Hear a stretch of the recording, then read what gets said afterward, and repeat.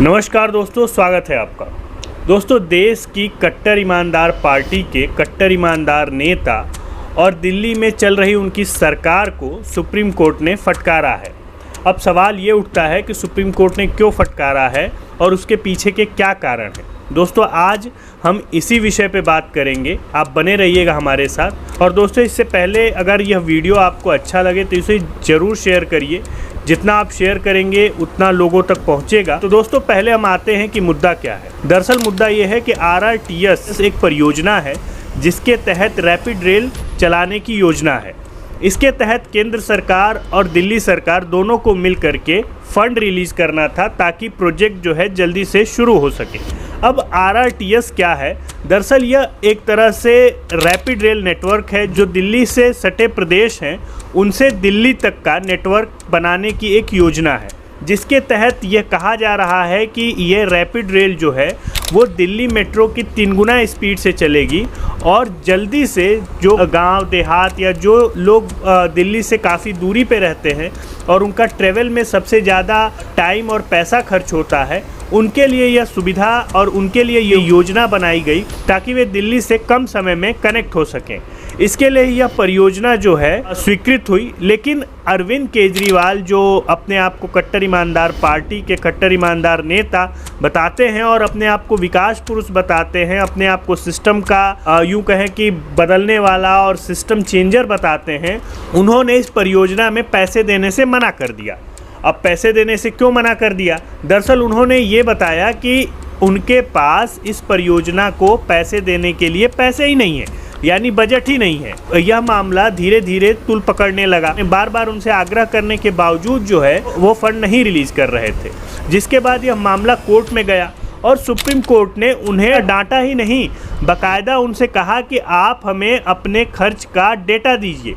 आप उस खर्च का डेटा दीजिए जिसमें आपने विज्ञापन पे कितना खर्च कर रखा है, इन सभी राशि का विधिवत और ब्यौरेवार डेटा प्रस्तुत करिए। इसके बाद हुआ ये कि अरविंद केजरीवाल जी की चोरी पकड़ी गई। अब उनकी सरकार क्या करे? चूँकि सुप्रीम कोर्ट का मामला था तो डेटा तो प्रस्तुत करना ही था और डेटा उन्होंने सुप्रीम कोर्ट में जमा किया। दोस्तों, यहाँ पे आप देख रहे होंगे कि तमाम वेबसाइट की खबरों पर ये चला है। यहाँ पे स्क्रीनशॉट लगा दे रहा हूँ, आप देख सकते हैं। इसमें साफ दिख रहा है कि लगभग 1100 करोड़ के आसपास इन्होंने 3 साल में सिर्फ और सिर्फ विज्ञापन पे खर्च किए हैं। अब दिल्ली जैसे एक छोटे से स्टेट जहां पर केंद्र का अपना विज्ञापन है, राज्य का अपना विज्ञापन है और उसके बाद MCD का अपना विज्ञापन है, उसके बाद जो है दिल्ली सरकार 1100 करोड़ रुपए खर्च कर डालती है विज्ञापन पे और उसे 400-450 करोड़ रुपए देने थे रैपिड रेल के लिए। उसके लिए उसके पास पैसे नहीं थे। सुप्रीम कोर्ट में जब दिल्ली सरकार ने यह हलफनामा दिया तो सुप्रीम कोर्ट चौंक गया और सुप्रीम कोर्ट चौंक करके उसने यह फैसला दिया और बाकायदा दिल्ली सरकार को फटकार लगाई कि आपके पास 1100 करोड़ रुपए विज्ञापन के लिए पैसे हैं और डेवलपमेंट प्रोजेक्ट के लिए आपके पास पैसे नहीं हैं। मात्र 450 करोड़ रुपए, जिससे लाखों करोड़ों लोगों को फ़ायदा होता है, जिससे वे लोग जो रेवाड़ी और गुड़गांव और ऐसे दूर इलाकों में रह रहे हैं वे दिल्ली आसानी से और कम समय में आ सकते, उसके लिए आपके पास पैसे नहीं हैं। अब दोस्तों, ये बताइए कि यह व्यक्ति जो अपने आप को सबसे कट्टर ईमानदार पार्टी के नेता और यह कह रहे हैं कि हम जो है शासन व्यवस्था बदलने के लिए आए हैं, हम शासन करने के लिए नहीं आए हैं, हम राज करने के लिए नहीं आए हैं, हम लोगों को सुविधाएं देने के लिए आए हैं, हम ऐसा इंफ्रास्ट्रक्चर डेवलप कर रहे हैं जैसा पूरे भारत में नहीं है। शिक्षा को लेकर के इनकी जो तरह तरह के बयान हैं और तरह तरह के जो विज्ञापन ये देते रहते हैं, हालांकि ये शिक्षा में नंबर 1 नहीं है, जो मैंने पिछले वीडियो में बता रखा है, आप उसे देख सकते हैं। लेकिन उसके बावजूद जो है ये अपने आप को देश का सबसे ईमानदार नेता और देश की सबसे ईमानदार पार्टी बताने में कोई कसर नहीं छोड़ते हैं। लेकिन सुप्रीम कोर्ट की फटकार के बाद जो दोहरा चरित्र है वह उजागर हो गया है, जिसमें यह साफ पता चलता है कि इनका जो चरित्र है वह विकास का नहीं है, विज्ञापन का है। यह विज्ञापन देने में ज़्यादा विश्वास रखते हैं बजाबता विकास करने में, और विकास को लेकर के ये केंद्र से भी झगड़ते रहते हैं। दरअसल यहाँ पर भी दोस्तों एक तरह का दिखावा चल रहा है।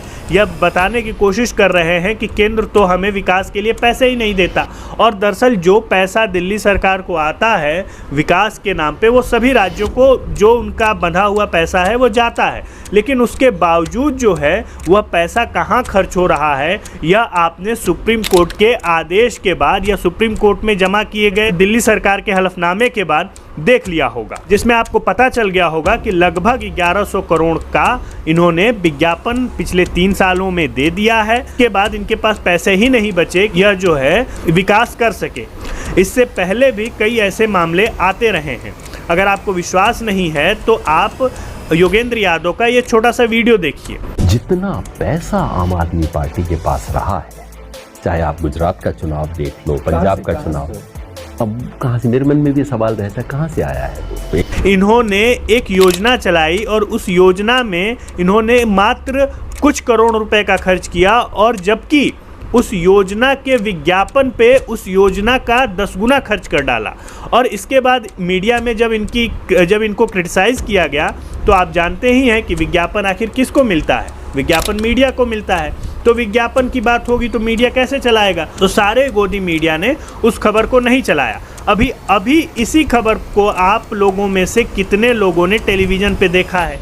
यह कुछ वेबसाइट की खबरें हैं जो मैं लगा रहा हूँ। मैं खुद खोज रहा था जब मैं यूट्यूब और तमाम टेलीविज़न चैनलों पे कि क्या इसको लेकर के कोई खबर है, तो इसको लेकर के किसी ने कोई भी पैकेज या किसी ने कोई भी प्रोग्राम नहीं कर रखा है। यह खबर जो है सिंपल वेबसाइट में छपी है और कुछ अखबारों में छपी है। तो दोस्तों आपने देखा कि यह चरित्र जो है यह भारतीय राजनीति का है, और ख़ास करके उस पार्टी का जिसने अपने आप को सर्वश्रेष्ठ पार्टी और सर्वश्रेष्ठ ईमानदार पार्टी घोषित कर रखी है। दोस्तों यह वीडियो आपको कैसा लगा जरूर कमेंट करके बताइए। अगर अच्छा लगा तो इसे लाइक शेयर सब्सक्राइब कर दीजिए। तब तक के लिए बहुत बहुत धन्यवाद।